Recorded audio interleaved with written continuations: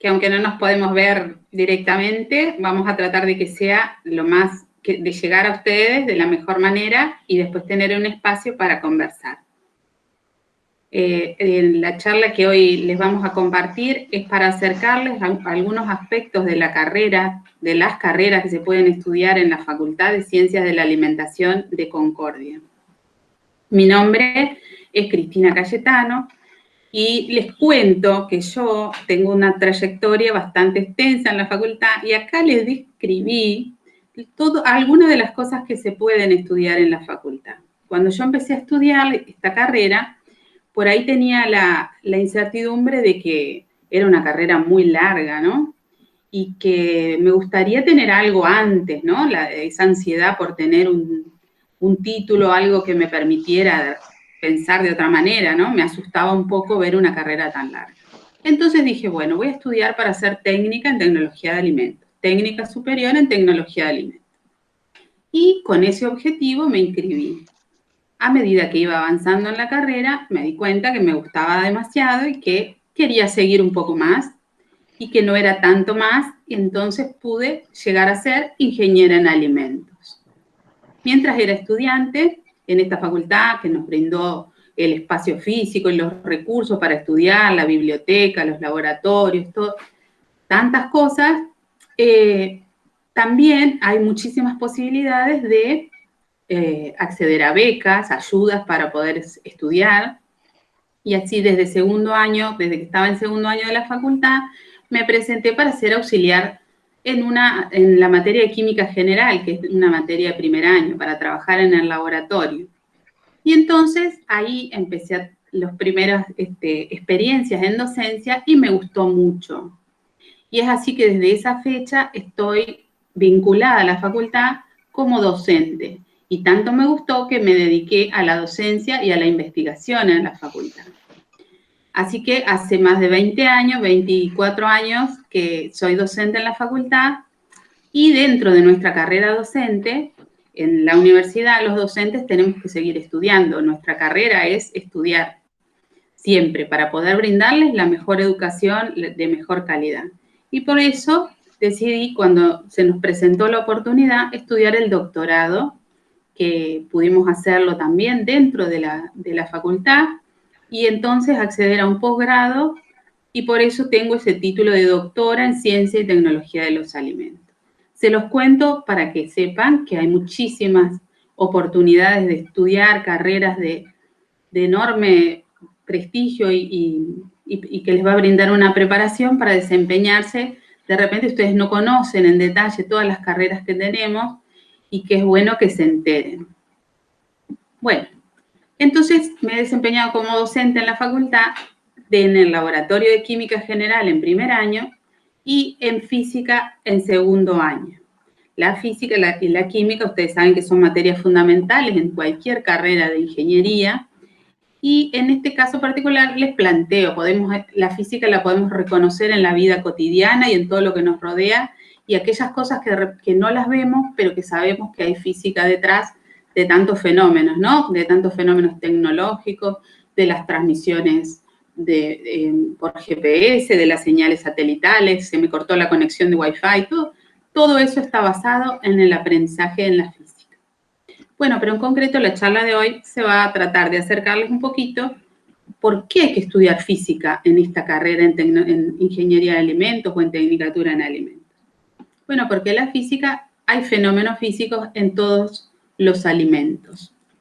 Por ejemplo, alguna vez se pusieron a pensar qué es lo que ocurre al destapar una gaseosa y servirla en un vaso. Ese sonido tan particular que habrán escuchado, ¿no? ¿A qué se debe ese sonido que escuchamos? ¿Por qué se observan burbujas y adentro de la botella yo no veía nada? Yo cuando compré la botella no tenía burbujas. Esas burbujas, ¿de dónde vienen? ¿Y a dónde se van? ¿Qué contienen? ¿Tienen algunas respuestas de esas? Seguro que sí, que alguna vez se habrán puesto a pensar, ¿no? Porque la física, al igual que todas las ciencias experimentales, se basan en preguntas. en tratar de encontrar respuestas a preguntas que nos hacemos sobre lo que observamos, sobre lo que nos pasa, desde tiempos inmemoriales que el hombre ha avanzado gracias al planteo de preguntas y la búsqueda de respuestas. Entonces, nos podemos plantear muchísimas preguntas acerca de las burbujas. ¿Dónde se forman? ¿Cómo se mueven? ¿Qué pasa? ¿Cambian su tamaño? ¿A dónde se van? ¿Desaparecen? ¿Qué contienen? ¿Por qué hacen ese sonido cuando explotan en la superficie? ¿Por qué se forma la espuma? Muchísima física dentro de todas esas preguntas. Pero bueno, de a poquito uno va encontrando que se pueden explicar a través de, usando principios fundamentales de la física, y algunos de estos a lo mejor les suena conocido que hayan dado en la escuela secundaria, ¿no? Nos basamos en la física, en la parte de lo que se conoce como física clásica. La física clásica fue desarrollada por Isaac Newton hace mucho tiempo, no había computadoras ni nada, o sea que se supone que los podemos entender. La física clásica, uno de los principios fundamentales de la física es el principio de masa, o el que estaba formulado de esta manera, como se muestra en la pizarra. Habrán estudiado en la escuela los 3 principios de la mecánica clásica, ¿no? El principio de inercia, el de masa y el de acción y reacción. También eso nos permite describir entonces los fenómenos que ocurren a nuestro alrededor. Es lo que llamamos los principios fundamentales de la mecánica clásica. Acá tenemos a la derecha un dibujito, a lo mejor también han escuchado hablar de esta anécdota, ¿sí?, de Arquímedes, que tenía que demostrar que una corona, a ver si era de oro o habían estafado al rey, y se le ocurrió, dice la historia, dice, es anecdótico, ¿no?, que se le ocurrió cuando se estaba bañando de analizar el volumen que desaloja un cuerpo cuando se sumerge en un fluido. Y todos estos principios, entonces, es lo que estudiamos en la física. ¿Cómo se mueven esas burbujas? Le digo, las bases están en eso, en la mecánica de Newton, en esos principios fundamentales que nos permiten describir los movimientos, las causas de los movimientos, por qué cambian. Y bueno, las burbujas se observan, porque una cosa es lo que observamos y otra cosa es tratar de explicarlo. Lo que observamos nos dice que cuanto más rápido suben las burbujas, más rápido crecerán, o sea que aumentan su volumen a medida que ascienden. ¿Y por qué aumentan? Y bueno, ahí tenemos que tratar de descifrar, de analizar qué factores pueden afectar la formación y la estabilidad de las burbujas. Y entonces nos damos cuenta que la presión influye, que la densidad del fluido, que la temperatura, que la viscosidad del fluido, la tensión superficial. Algunas de estas magnitudes ustedes las conocerán, las habrán estudiado, sabrán cómo se miden, cómo se definen, otras tal vez no. Pero bueno, hay muchísimo para relacionar en física y está una vinculada con la otra. En concreto, cuando hablamos de presión, habrán escuchado tal vez las relaciones, por qué se nos tapan los oídos cuando viajamos en avión o cuando subimos escalamos y vamos a un lugar donde hay mayor altitud sobre el nivel del mar. ¿Qué provoca que un submarino pueda flotar o hundirse en el agua? ¿Sabes cuánta presión soporta el cuerpo humano? Estamos sometidos a la presión atmosférica, ¿no? Ahí dice presión de agua, pero era presión de aire, quería poner. Presión de aire porque nosotros estamos soportando con nuestro cuerpo una enorme presión debido al peso de la atmósfera. Pero estamos tan acostumbrados que no nos damos cuenta. Ahora, si se sientan a hacer los cálculos y se dan cuenta, dicen, no voy más al gimnasio, si con todo esto que levanto por día, enorme, ¿no?, la resistencia que tenemos.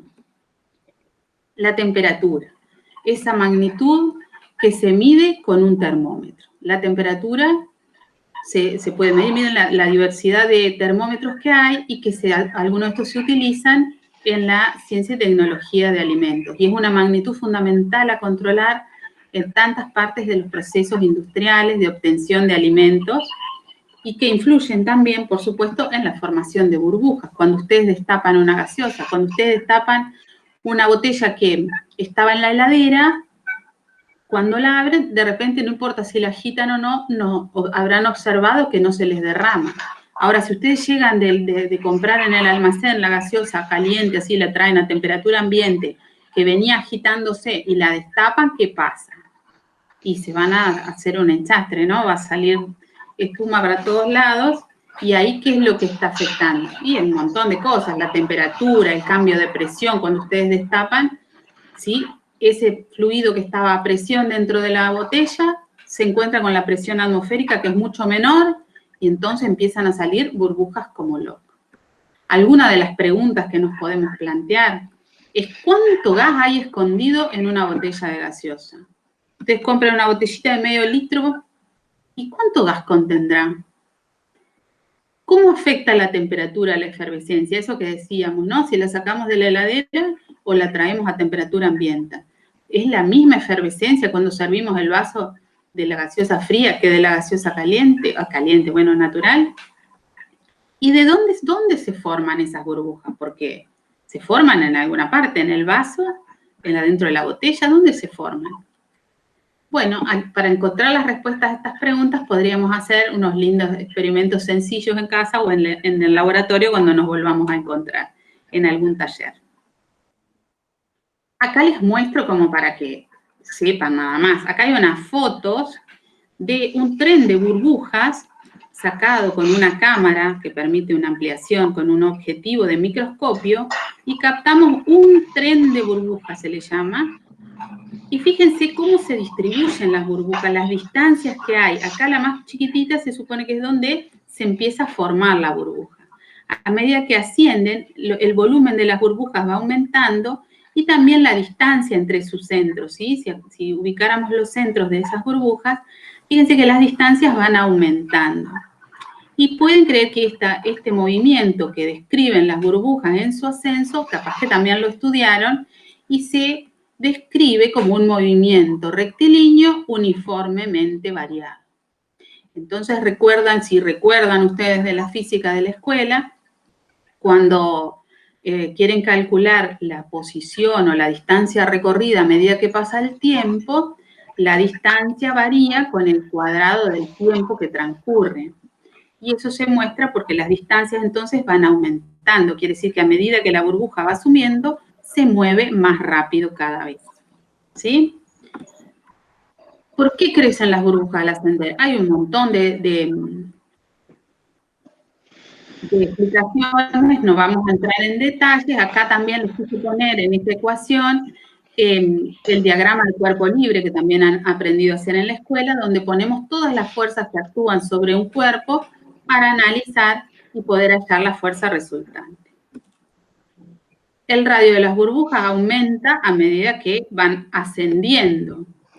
Y acá tenemos, por ejemplo, una gráfica. Por medio de esta gráfica, lo que hacemos es mostrar información, no solo por medio de las ecuaciones, sino que las gráficas también nos permiten visualizar de otra manera datos que obtenemos de las experiencias.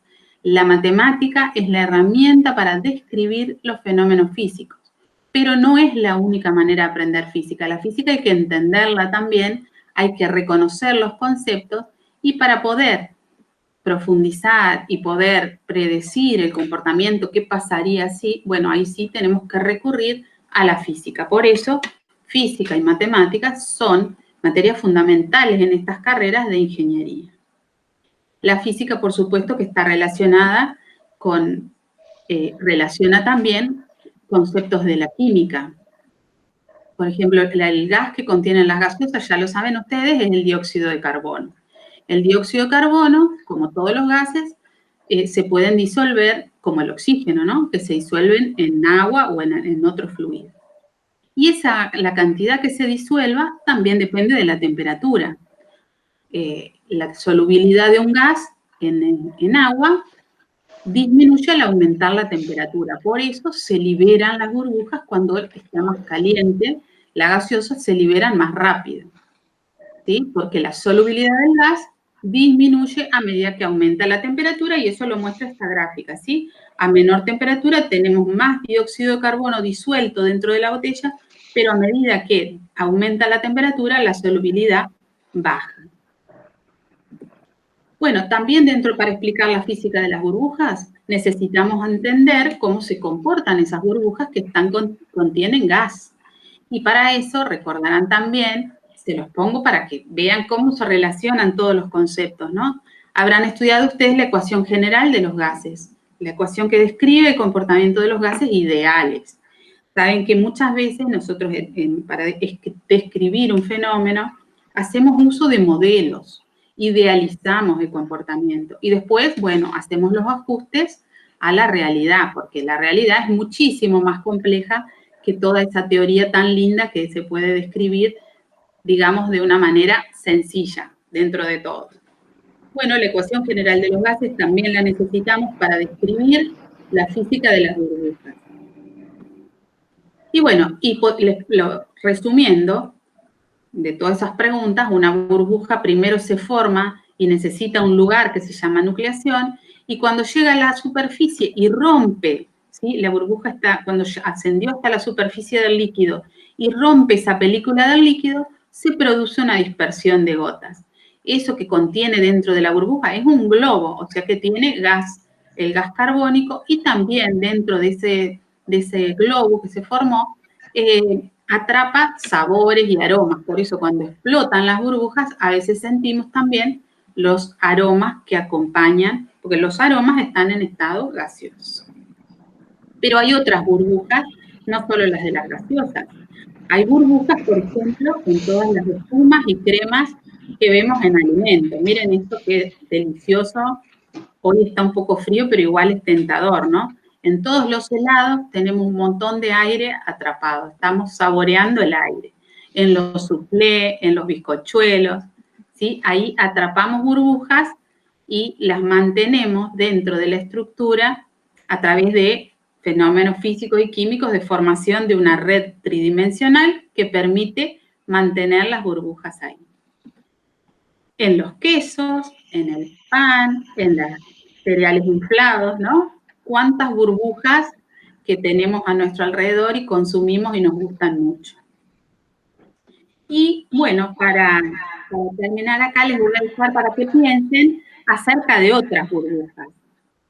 Miren, les dejé acá para que ustedes después miren en esos links burbujas en el espacio. ¿Vieron los astronautas que siempre, seguramente ustedes han visto?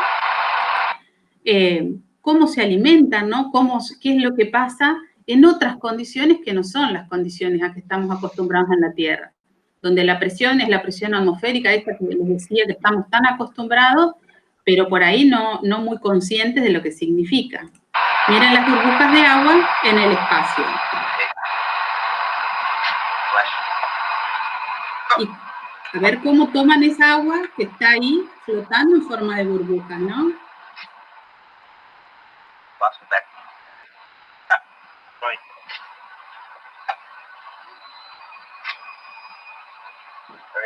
Y ahí apareció otra burbujita y todas adoptan forma esférica. Y fíjense cómo se comportan, cómo las burbujas se comportan como una lente, ¿no? Que invertía las letras de la remera del señor. Cuánta física que hay ahí para entender. Y en el otro extremo les vamos a mostrar este señor que se dispone a tomar una gaseosa en un submarino, en el fondo del mar. Okay, carbonated beverage. Tell me when you're ready. We're ready. A cola carbonated beverage here at 2.5 atmospheres, somewhere deep below the sea. This you should never try at home. Shaking up your Coke, because you know what's bound to happen when you take your Coke and you open it up and it sprays all over the room. Didn't happen. Look at that. That's physics in motion right there. Archimedes' principle or Boyle's law or something like that. Yeah. Ohm's law, Pythagoras. Ah, got a nice little fizz. All right. Let B squared equals flat goes. One of the advantages of living under the ocean. Bueno, fíjense cómo se las arreglan para tomar una gaseosa. ¿Qué es lo que pasa en el fondo del mar? No se vio nada que saliera toda esa efervescencia fuera de la lata, ¿no? Decía, no hagan esto en su casa. Bueno, por último les dejo un mensaje que tiene mucha física y deseándoles lo mejor para ustedes que están por elegir un camino a seguir en el próximo año. Estudien, lo que sea, pero estudien porque es lo que les queda a ustedes para seguir creciendo, ¿no? Les deseo lo mejor y ojalá que nos volvamos a ver. Un saludo. Ahora seguimos con las charlas. Bueno, ahora yo voy a cortar la grabación para los que se conectaron después. Soy Fabricio Raviol, soy el moderador. Corto la grabación y hacemos todas las preguntas que quieran.